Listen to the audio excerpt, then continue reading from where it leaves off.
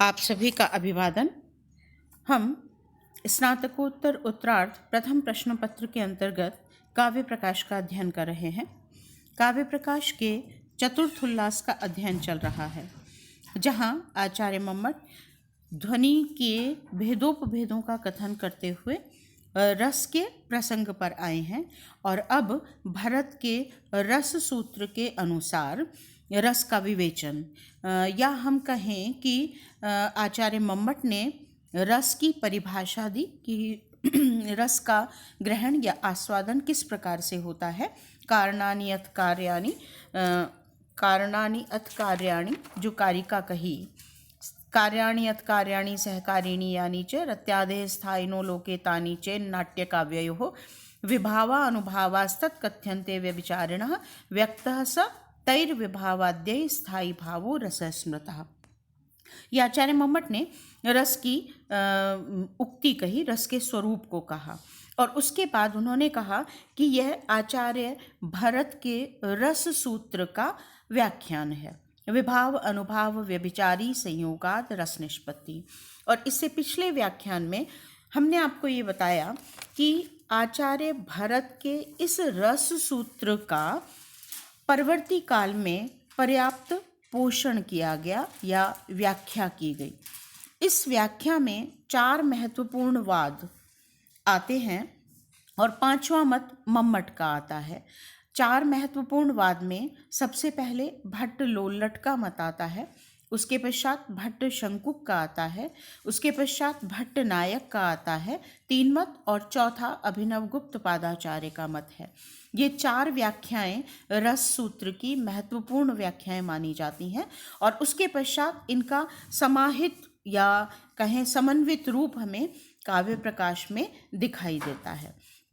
तो अब यहाँ पर आचार्य मम्मट ने इन चारों रस सूत्र की ये जो 4 व्याख्याएं हैं, इन्हें अपने शब्दों में यहाँ अभिव्यक्त किया है उन आचार्यों का नाम लेकर, और तत्पश्चात वे अपने मत का समाहार करेंगे। तो सबसे पहले हम रस सूत्र की भट्ट लोल्लट कृत व्याख्या को पढ़ते हैं। आचार्य मम्मट उसे अभिव्यक्त करते हुए या उसे लिखते हुए कहते हैं, एतद विवृणवते। अब हम भरत मुनि के रस सूत्र की जो व्याख्या है इसका विवरण करते हैं। इसे कहते हैं, विभावैर्ललनोद्यानादिभिर आलम्बनोद्दीपन कारणैः रत्यादिको भावो जनितः अनुभावै कटाक्ष भुजाक्षेप प्रभृतिभिः कार्यैः प्रतीति योग्यः कृतः व्यभिचारीभिर निर्वेदादिभिः सहकारिभिर उपचितो मुख्यया वृत्त्या रामादावनुकार्ये तद्रूपतानुसंधानात् नर्तके अपि प्रतीयमानो रस इति भट्ट लोल्लट प्रभृतयः। यह भट्ट लोल्लट प्रभृति विद्वानों का मत है, ऐसा आचार्य मम्मट ने लिखा। क्या कहा? विभावई, विभाव कौन कौन से? ललना, उद्यान आदि भी आलंबन। ललना नायिका, उद्यान आदि भी, और उद्यान आदि आलंबन उद्दीपन कारणै, आलंबन और उद्दीपन कारणों के द्वारा। अर्थात यहाँ विभाव का कथन करते हुए भट्ट लोल्लट ने 2 उदाहरण रखे, पहले ललना और फिर उद्यान। यहाँ ललना जो है वह आलंबन विभाव है और उद्यान जो है वह उद्दीपन विभाव है। तो विभाव अर्थात ललना आदि, नायिका आदि आलंबन विभाव और उद्यान आदि उद्दीपन विभाव, उद्दीपन विभाव के द्वारा या उद्दीपन कारणों के द्वारा। रत्यादि को, जो रति आदि स्थायी भाव, रत्यादि को भावो जनितः, जो रत्यादि को भाव, रति आदि भाव जिसमें 8 भाव या 9 भाव आ जाते हैं, रतिहास आदि भाव जनितः उत्पन्न होता है। पुनश्च अनुभावै कटाक्ष भुजाक्षेप प्रभृति भी कार्य, कटाक्ष भुजाक्षेप प्रभृति भी आदि कार्य, कार्यों के द्वारा अर्थात अनुभावै, अनुभावों के द्वारा। प्रतीति योग्य कृतः, प्रतीति के योग्य किया जाता है। फिर व्यभिचारिभिर निर्वेदादिभिर सहकारिभिर उपचितो। व्यभिचारी के द्वारा, व्यभिचारी कौन से हैं? निर्वेद आदि 33 भाव। तो निर्वेद आदि 33 व्यभिचारी भावों के द्वारा, जो कि सहकारी भी है, सहकारी भाव हैं, कारण, कार्य और सहकारी, विभाव, अनुभाव और व्यभिचारी। ठीक है, इस जो मूल परिभाषा आचार्य मम्मट ने दी है, हमने पिछले व्याख्यान में पढ़ी है, उसे आप ध्यान में रखिएगा। कारण, कार्य, सहकारी 3 लौकिक रूप हैं इसके, और यदि हम इसे अलौकिक रूप में या काव्य के अंतर्गत ग्रहण करते हैं तो कारण विभाव हो जाता है, कार्य अनुभाव हो जाता है और सहकारी व्यभिचारी भाव हो जाता है। तो निर्वेद आदि 33 व्यभिचारी अर्थात सहकारी भावों के द्वारा उपचित हुआ, वृद्धि को प्राप्त हुआ या अनुभूति का विषय होता हुआ, मुख्य या वृत्त्या, मुख्य वृत्ति से, मुख्य रूप से, रामादौ अनुकार्ये, राम आदि अनुकार्य में, तद्रूपता अनुसंधानात् और उनके रूप का अर्थात राम आदि के रूप का अनुसंधानात् अनुसंधान करने के कारण, नर्तके अपि नर्तक में भी, नट में भी अर्थात अनुकर्ता में भी, प्रतीयमानो प्रतीत होने वाला रस है। इति भट्ट लोल्लट प्रभृतयः, ऐसा भट्ट लोल्लट आदि विद्वानों का मत है। एक बार पुनः इसे देखिए। विभावी विभाव अर्थात ललना आदि आलंबन विभाव और उद्यान आदि उद्दीपन कारण, जिन्हें हम विभाव कहेंगे। तो ललना अर्थात नायिका रूप आलंबन कारण और उद्यान रूप उद्दीपन कारण अर्थात विभावों के द्वारा रत्यादिको भावो जनितः, रति आदि स्थायी भाव जनितः उत्पन्न होता है। फिर कटाक्ष भुजाक्षेप प्रभृति भी कार्य, कटाक्ष और भुजाक्षेप आदि कार्यों के द्वारा अर्थात अनुभावों के द्वारा, अनुभावों के द्वारा प्रतीति योग्य कृतः, वह प्रतीति के योग्य किया जाता है। तदनंतर निर्वेदादि भी सहकारी भी, निर्वेद आदि सहकारी कारणों अर्थात व्यभिचारी भी व्यभिचारी भावों के द्वारा उपचितो वृद्धि को प्राप्त होता है, पुष्ट किया जाता है। और मुख्य या वृत्त्या मुख्य रूप से, रामादौ अनुकार्ये, राम आदि अनुकार्य में, तद्रूपता अनुसंधानात् और उसके रूप का, उसके स्वरूप का अनुसंधान करने के कारण, अभिनय के समय, नर्तके अपि नर्तक में भी, प्रतीयमानो प्रतीत होने वाला रस इति रस है, ऐसा भट्ट लोल्लट प्रभृतयः, भट्ट लोल्लट आदि विद्वानों का मत है। ठीक है, ये हमने इसका अनुवाद पढ़ा। अब यहाँ पर इसकी जो विस्तृत व्याख्या है या विस्तृत इसका जो विश्लेषण है वो हम अभी आगे पढ़ेंगे, और इस सिद्धांत के या इस वाद के, इस मत के क्या दोष थे, उन दोषों का भी हम कथन करेंगे। कुछ पारिभाषिक शब्द हैं, उन्हें आप स्पष्ट समझ लीजिए। पहले भी 2-3 बार मैं इस चीज़ को बता चुकी हूँ, आप फिर एक बार देख लीजिए। कारण, कार्य, सहकारी, जब काव्य में ये आते हैं तो कारण विभाव बन जाता है, कार्य अनुभाव बन जाता है और सहकारी व्यभिचारी भाव बन जाता है। इसके अतिरिक्त 2 शब्द आए, अनुकर्ता और अनुकार्य। अनुकार्य जिसका अनुकरण किया जा रहा है, नट अभिनय करते समय राम के रूप को धारण करता है तो राम यहाँ पर अनुकार्य हो जाते हैं, और उनका अनुकरण कर रहा है नट, तो वह हो गया अनुकर्ता। ठीक है, अनुकार्य, अनुकर्ता, और तीसरी इसमें इकाई होती है सहृदय सामाजिक, जो उस अभिनय को देख रहा है, या पाठक जो उस काव्य को पढ़ रहा है। ठीक है, एक अनुकार्य है जो मूल पात्र है, जैसे राम, सीता, रावण, दुष्यंत, ये सब मूल पात्र हैं, ये सब अनुकार्य हैं। फिर जो नाटक जो नट इन रूपों को धारण करते हुए अभिनय कर रहा है वह अनुकरण करने के कारण अनुकर्ता कहलाएगा, तो वह होता है नट। और तीसरा इसमें जो इकाई होती है वह होता है सहृदय सामाजिक, जिसे हम पाठक या प्रेक्षक कह सकते हैं, जो मूलतः रस का आस्वादन कर रहा है, रस को ग्रहण कर रहा है। तो आचार्य भट्ट लोल्लट ने यह कहा कि मुख्य वृत्ति से राम आदि अनुकार्य में रस रहता है, और क्योंकि नट उसका अनुकरण करता है इसलिए नर्तके अपि, नर्तक में भी प्रतीयमानो प्रतीत होता है, रहता नहीं है, प्रतीत होता है, और यही रस है, ऐसा भट्ट लोल्लट का मत है। अब हम इसका विस्तार से विवेचन करें तो पहले हम एक दृष्टिपात आचार्य भरत के रस सिद्धांत के जो महत्वपूर्ण बिंदु हैं उन पर कर ले, फिर उसके आधार पर हम इसका विश्लेषण करेंगे। आचार्य भरत ने कहा, यथा ही नाना व्यंजन संस्कृतम अन्नम भुंजाना रसान आस्वादयन्ति सुमनसः पुरुषा। जैसे नाना व्यंजन, अनेक प्रकार के व्यंजनों से सुसंस्कृत अन्नम, अन्न को भुंजाना, अनेक व्यंजनों के रूप में परिवर्तित अन्न को खाता हुआ जो सुमनसः पुरुषा अच्छे मन वाला मनुष्य है, वह रसान आस्वादयन्ति, रस का आस्वादन करता है, और हर्षादीश्च अधिगच्छन्ति, हर्ष आदि भावों को, प्रसन्नता आदि भावों को प्राप्त होता है।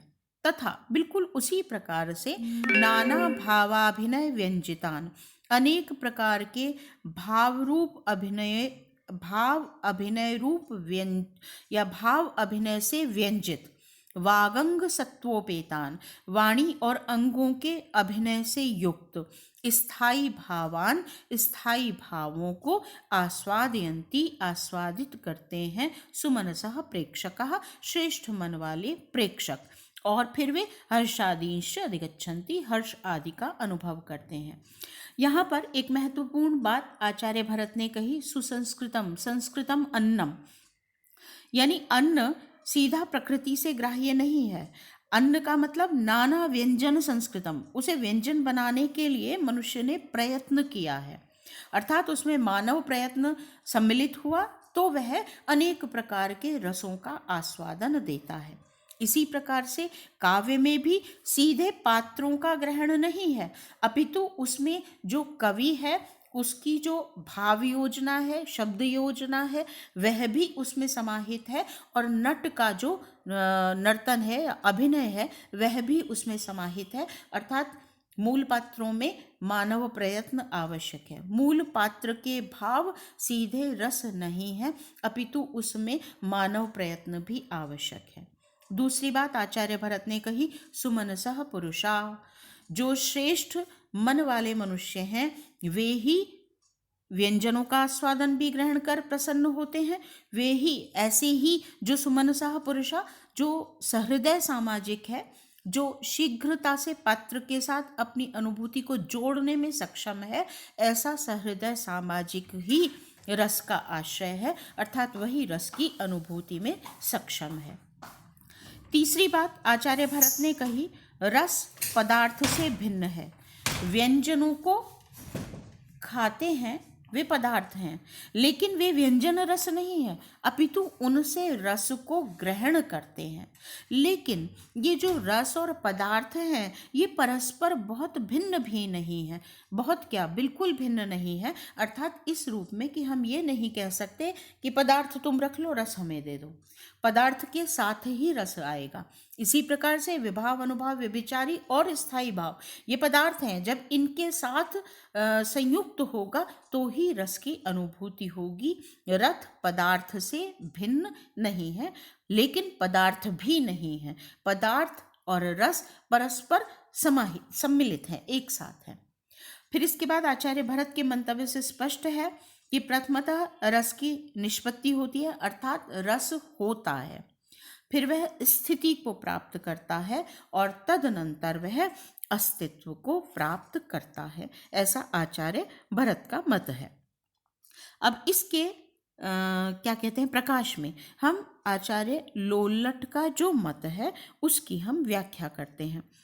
लोल्लट के अनुसार क्योंकि आचार्य भट्ट लोल्लट मीमांसक थे और मीमांसा दर्शन उत्पत्तिवाद पर कार्य करता है, उत्पत्तिवाद के सिद्धांत को स्वीकार करता है।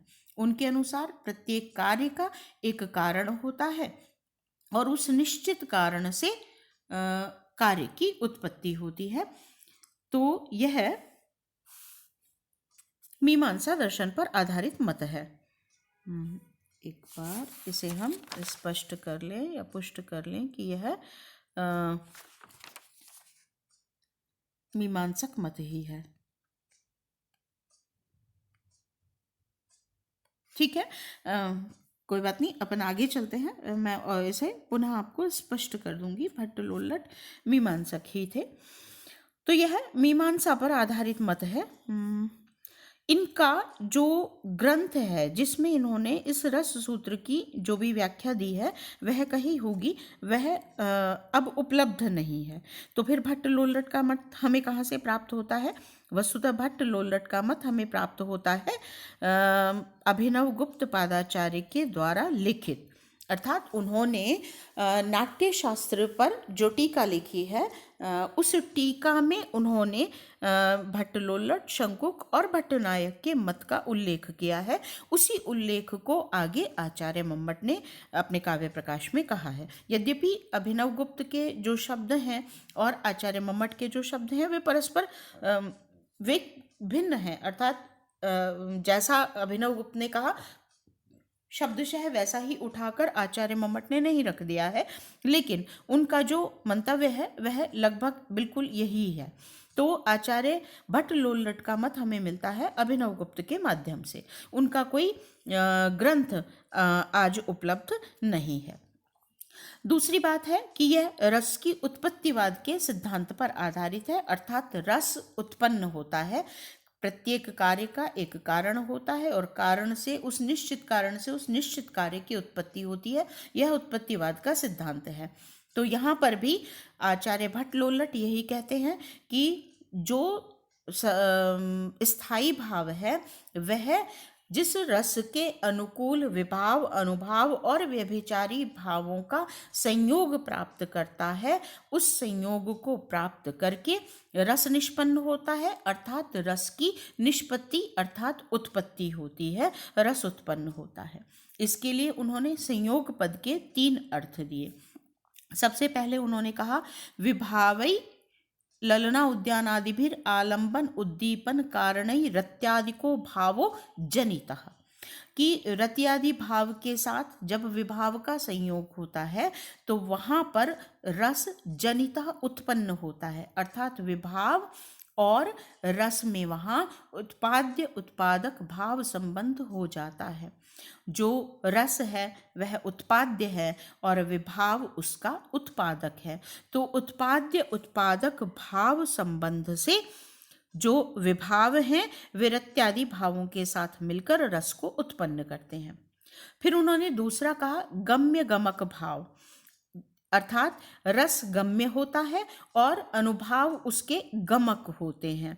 तो जब विभाव से रस उत्पन्न हो जाता है तब भुजाक्षेप कटाक्ष आदि जो अनुभाव हैं उन अनुभावों से वह रस गमनीय बनता है, गम्य बनता है, अर्थात जानने के योग्य बन पाता है। गम्य गमक भाव संबंध से अनुभाव रस को अनुगमन के या अनुभूति के योग्य बनाता है। और तीसरा है व्यभिचारी भाव, उसमें और रस में पोष्य पोषक भाव संबंध है कि उसी स्थायी भाव के साथ जब व्यभिचारी भावों का संयोग हो जाता है तो संचारी भाव पोष्य पोषक भाव संबंध से उस रस को उपचिति के योग्य बनाता है, अर्थात विभाव रस को उत्पन्न करता है, अनुभाव उसे अनुभूति गम्य बनाता है और संचारी भाव उसे पुष्ट करता हुआ उपचिति के योग्य बनाता है, वृद्धि करता है उसमें, और तब जो रस है वह रस उपचित होता है, रस अनुभव होता है। प्रतीयमान शब्द इन्होंने प्रयुक्त किया, प्रतीयमानो प्रतीत होता है। ठीक है, तो यहाँ पर कार्य कारण भाव से यह मत उत्पत्तिवाद कहलाता है।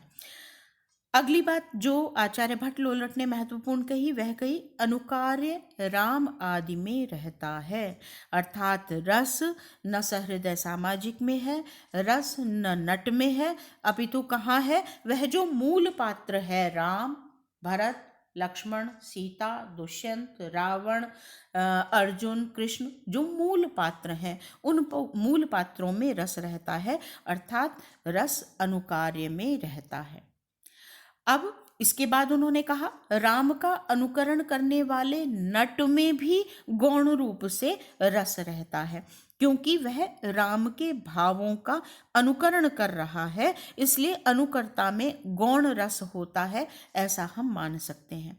और यहाँ पर सहृदय सामाजिक का कोई उल्लेख नहीं किया गया, अर्थात सहृदय सामाजिक उस रस की प्रक्रिया में कहाँ है ये भट्ट लोलट के द्वारा कथित ही नहीं है। अनुभूति किसे हो रही है, कैसे हो रही है, ये सब प्रसंग आचार्य भट्ट लोलट के द्वारा व्याख्यायित नहीं किए गए। उन्होंने केवल इतना कहा कि मूल रस जो है वह मूल पात्र राम आदि में रहता है, और नट क्योंकि उसका अनुकरण करता है इसलिए गौण रूप से नट में भी रस रहता है, सहृदय सामाजिक का उल्लेख नहीं है। और इस वाद की का जो मूल मंतव्य है हम ये कह सकते हैं कि जैसे रज्जु में सर्प की भ्रांति होती है, उसी प्रकार से नट में राम आदि की भ्रांति होती है प्रेक्षक को। जैसे कोई व्यक्ति सर्प को रज्जु में अर्थात रस्सी में सर्प की भ्रांति कर ले, ऐसे ही जो सहृदय है या प्रेक्षक है वह नट में राम होने की भ्रांति कर लेता है। किस कारण से? नट की निपुणता से, और उस नट के नैपुण्य से जो मूल अनुकार्य राम का रस है वह नट में भासमान होता है और उसे फिर अनुभव किया जाता है। तो क्योंकि जो प्रेक्षक है वह नट में रस का आरोप करता है, इसलिए यह आरोपवाद भी कहलाता है, रसारोपवाद भी हम इसे कह सकते हैं। ठीक है, स्पष्ट हुआ। मूलतः भट्ट लोलट ने अनुकार्य राम में रस को स्वीकार किया है, और अभिनय आदि की निपुणता से जो नट है वह अनुकरण करने में सक्षम होता है, तो नट में गौण रूप से रहता है। लेकिन जो प्रेक्षक है वह नट में राम की भ्रांति करता है, और उस भ्रांति और नट की निपुणता से वह रस उसमें होने का आरोप करता है, इसलिए यह रस का आरोपवाद सिद्धांत या आरोपवाद मत भी कहलाता है। उनके अनुसार स्पष्टतः रस अनुकार्य में रहा, उसका कल्पनात्मक समनुभाव होने से अनुकर्ता में गौण रस है। और अब हम ये कहें कि यही इस मत की सीमा भी है, या यही इस मत का मुख्य दोष भी है।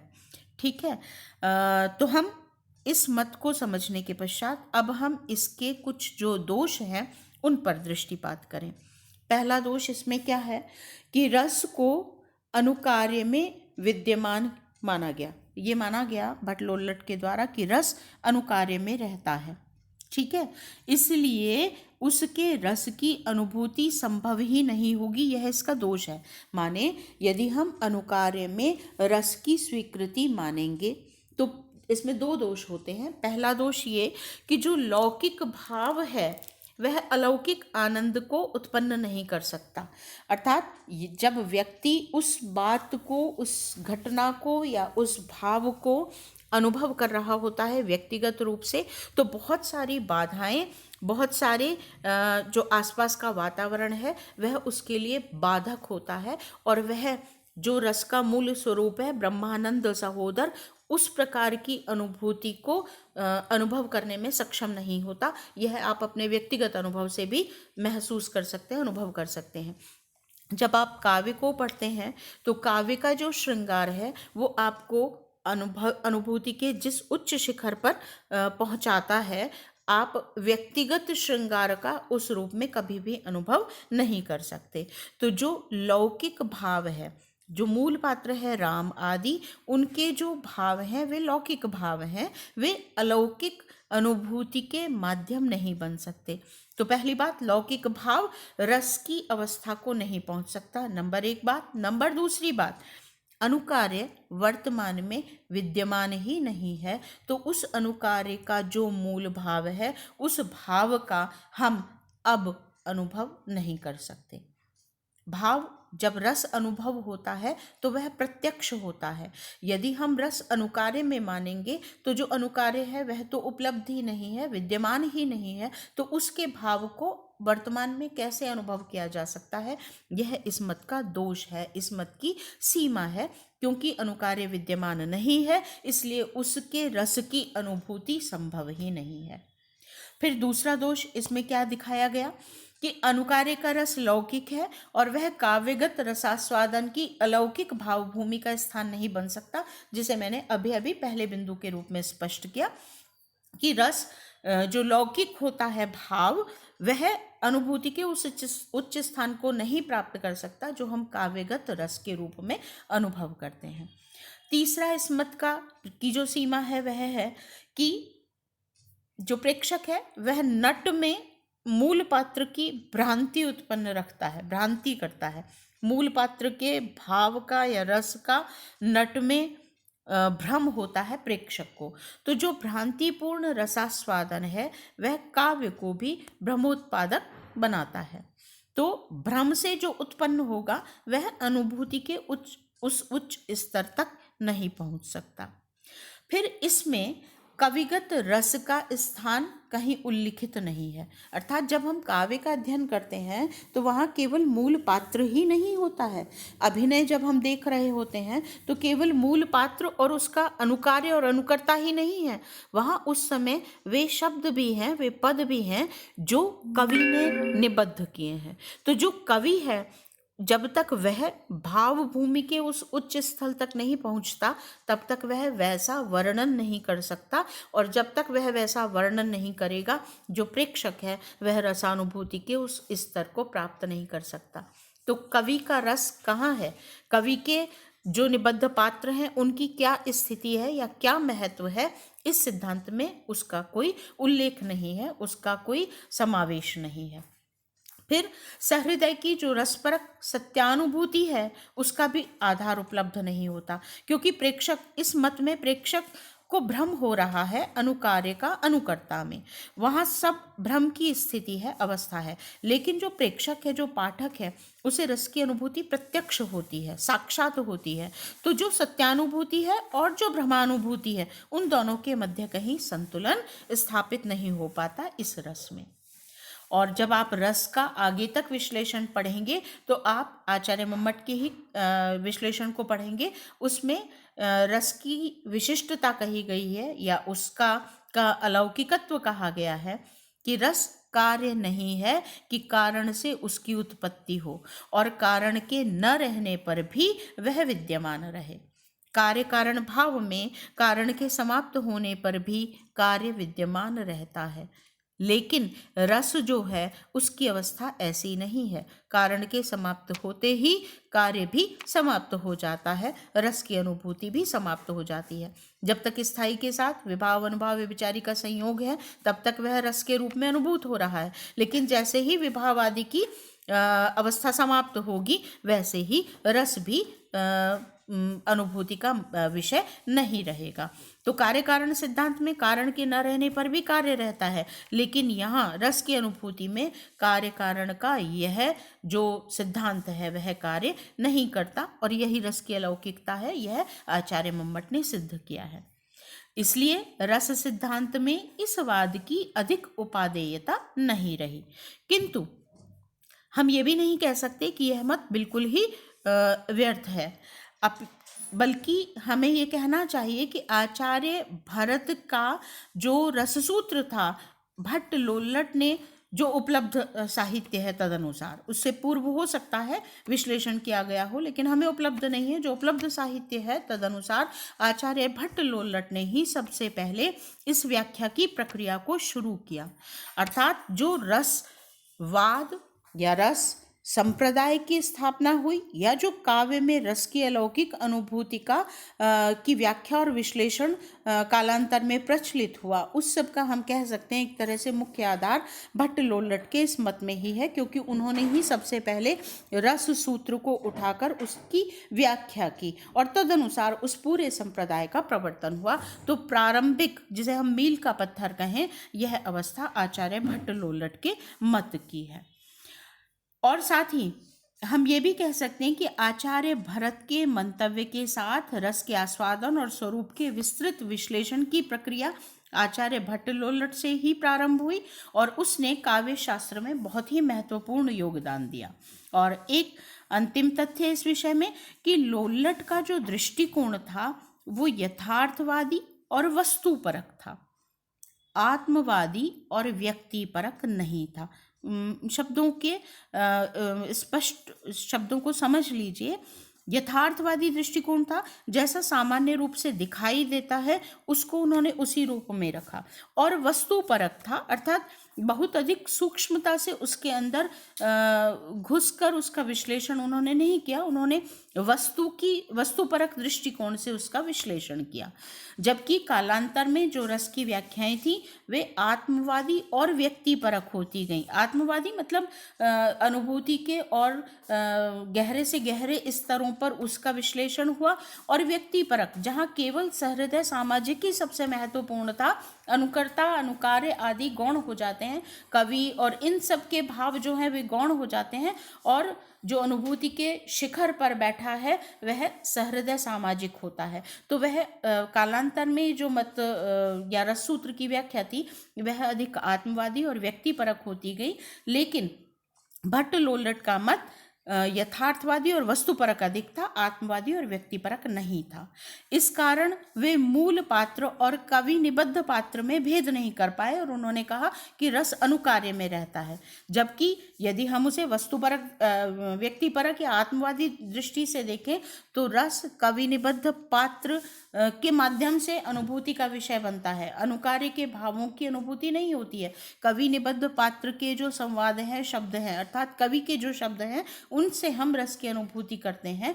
तो इस कारण क्योंकि उन्होंने जो विश्लेषण किया वह यथार्थ रूप में जो कुछ ऊपर से दिखाई दिया उसके अनुसार विश्लेषण किया, तो वे मूल पात्र और कवि निबद्ध पात्र में भेद नहीं कर पाए, इसलिए उन्होंने अनुकार्य में रस की अवस्था कही। यही इस मत की सीमा है। लेकिन इस मत की विशिष्टता यह भी है कि यह आचार्य भरत के मत के सर्वाधिक निकट है, क्योंकि आप आगे अध्ययन करेंगे तो देखेंगे कि कालांतर में जो व्याख्याएं हुई उनमें रससूत्र ही कहीं गौण हो गया और उनका अत्यंत सूक्ष्म मनोवैज्ञानिक स्तरों पर विश्लेषण प्रवर्तित हो गया। तो आचार्य भरत के मंतव्य के भट्ट लोल्लट सर्वाधिक निकट हैं, हम ये कह सकते हैं। लेकिन यहीं से रस सूत्र की व्याख्या प्रारंभ होती है और रस की अनुभूति, रस संप्रदाय की स्थापना और काव्य के अध्ययन अध्यापन या अभिनय के दर्शन आदि का जो मूल है, चरम लक्ष्य है, उसका प्रवर्तन यहाँ इस सिद्धांत से प्रारंभ हुआ, ये हम कह सकते हैं। तो ये आचार्य भट्ट लोल्लट का मत था। इसके बाद हम भट्ट शंकु के मत का अध्ययन करेंगे। आज के लिए इतना ही। धन्यवाद।